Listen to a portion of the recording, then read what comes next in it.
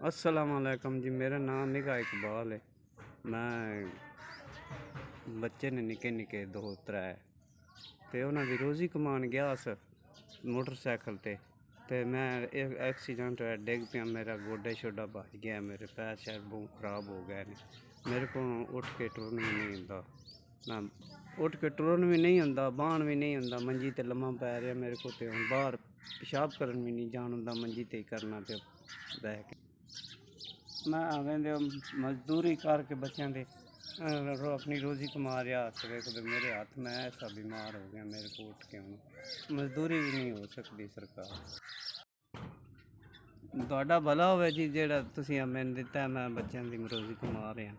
तो अल्लाह ताला तुहानूं बाड़ा देवे भाई, बच्चे तुहाडी तंदुरुस्ती देवे अल्लाह ताला, तुहानूं अल्लाह ताला तंदुरुस्ती देवे। बहुत अल्लाह ताला दुआ मंगने, तुहानूं भी अल्लाह ताला तंदुरुस्ती देवे।